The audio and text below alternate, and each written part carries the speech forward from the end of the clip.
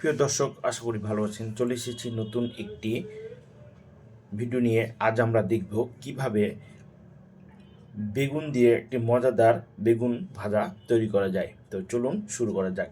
তো আমি দেখতে পাচ্ছেন আমি কিছু বেগুন গোল গোল করে কেটে নিয়েছি, একটু মোটা মোটা করে, যাতে দুই পাশ ভাজলে বেগুনটি অনেক মজাদার হয় এবং মচমচে হয়। তো বেগুনের মধ্যে প্রথমে আমি দিয়ে দিলাম অল্প পরিমাণে হলুদ গুঁড়া,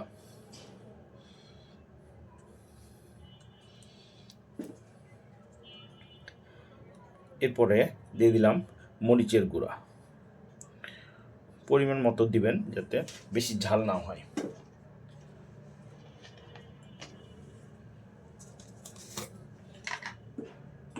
এরপরে দিয়ে দিবেন ধনে গুঁড়া,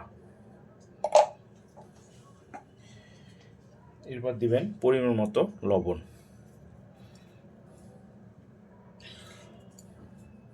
লবণ দেওয়ার পর সবগুলোকে ভালো মতো মিশিয়ে নেবেন যাতে সব দিকে মশলাগুলো চলে যায়।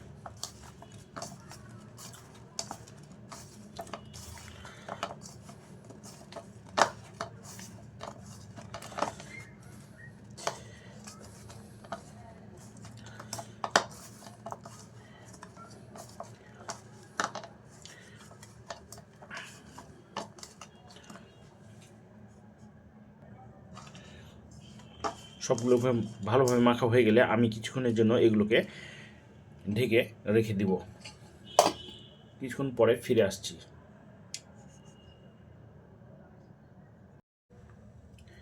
ফিরে আসলাম আমরা। এবার আমরা বেগুনটা দেখি কী অবস্থা হয়েছে। তোমাদের বেগুনটা মোটামুটি সবগুলো ভালো মতো মিক্স হয়ে গেছে। এবার গোপন যে জিনিসটি সেটি দিব, সেটি হচ্ছে আপনি এবার এই বেগুনের মধ্যে অল্প পরিমাণ চালের আটা এভাবে মিক্স করে দিবেন। এভাবে চালের আটা মিক্স করে দিবেন, তাহলে বেগুনটা আর লেগে যাবে না।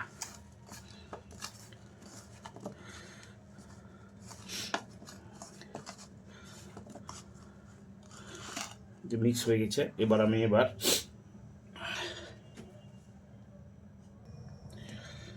একটি পাত্র নিয়ে এটাতে তেল দিলাম। আমাদের তেলটা গরম হয়ে গেছে, এবার আমি বেগুনগুলো দিয়ে দিব।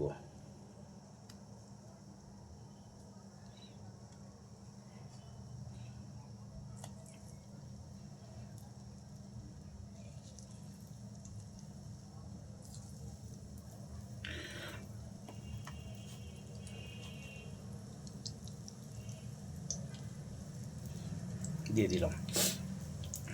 মিডিয়াম আঁচে দিবেন, তাহলে ভালো হবে। বেশি হিট হলে পুড়ে যাবে। আপনারা কে কোথা থেকে ভিডিওটি দেখছেন জানাবেন। আমাদের নিচের অংশ হয়ে গেছে, এবার আমি এগুলো উল্টিয়ে দিই।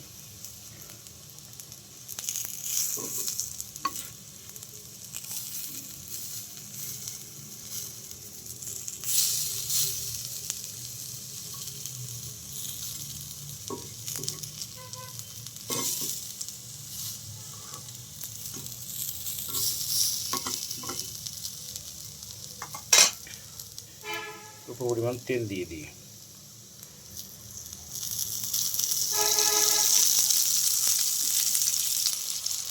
তেল দিয়ে দিলাম, তাহলে অপর সাইডটাও সুন্দরভাবে ভাজা হয়ে যাবে। দেখতে পাচ্ছেন কি মজাদার বেগুন ভাজা। আপনি যদি একবার খান তাহলে আপনার বারবার খেতে ইচ্ছা করবে।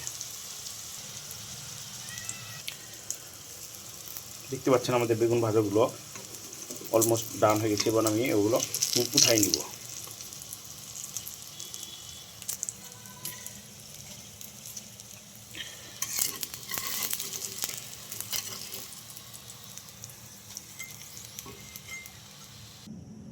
দেখতে পাচ্ছেন বেগুন ভাজাগুলো কমপ্লিট হয়েছে, কি মজাদার মচমচে হয়েছে।